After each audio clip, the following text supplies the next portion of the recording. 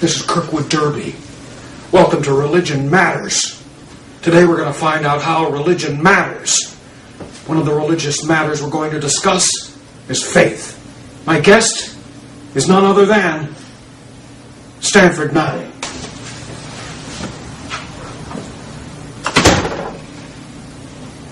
Hi, Kirkwood, thanks.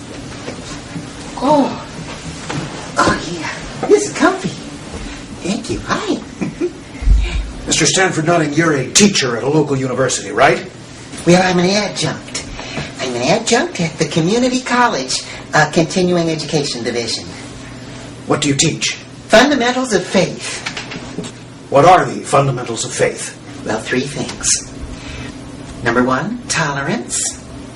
Number 2, hugs. And number 3, whatever. What church is this? Whatever. Church of the whatever? Yeah, that's right, whatever. Does your church have any rules or ethical imperatives? Could you repeat the question and rephrase it just a little? Does your church have anything like the 10 Commandments set in stone? No, our commandments are not written in stone. They're written in jello. The kind of jello that hasn't set yet, that's still kind of, flowy and liquidy. That's the way we've written our commandments at our church. Why is that?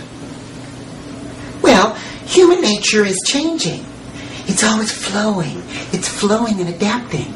And we try to match the flow. We try to get with the flow. That's the main reason.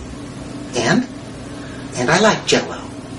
How does that fit into the typical role of religion? What about the fact that religion typically teaches us how to behave? It tells us what we should and should not do.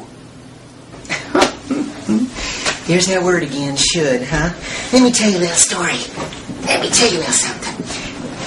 When I was in seminary back in the 70s, we learned to shudder at should. Ought is not a good word. Oughties are naughties, you see. Thou shalt not, say thou shalt not. Thou shalt not, say thou shalt not? That's right, that's our only commandment. Thou shalt not, say thou shalt not. But surely, Stanford, when you say thou shalt not, say thou shalt not, you are saying thou shalt not. Well, that's why we write them in jello, because it gives us a little wiggle room, see? But doesn't this attitude that we should just be ourselves, that we have nothing to aim for, nothing to aspire to, doesn't this flatten human nature? I mean, after all, how can we live without anything to shoot for? There should be nothing to shoot for. Then nobody would bring any guns. We would be a happier culture without guns and loud noises. That's why it's so important to vote. And yet the candidate for whom you've been campaigning in your local elections... That candidate, he's opposed to violence. He's opposed to it, and he's a member of our local church, the Church of the Whatever. I support that candidate wholeheartedly.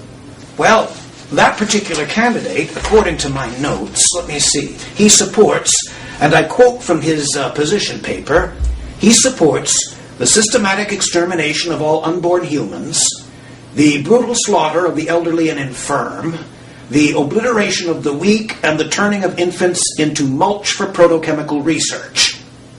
But Oprah likes him. But Mr. Nutting... I just have to interrupt you here. I don't appreciate this line of questioning. When I was in seminary in the 70s, we didn't have questions. There were no questions because there are no answers. And we knew that back then, and it's high time that you recognize that now. You know what you are? Let me tell you something, Mr. Kirkwood Derby. Do you know what you are? I will tell you if you don't know. You are nothing but a bully. You're a bully and a brute. You're just like our parish nurse. Well, we seem to have touched on a nerve. Maybe there's a story there. I tell you what, we'll talk to Stanford Nutting more next week. So join us on our next installment of Religion Matters. I'm Kirkwood Derby. Good night.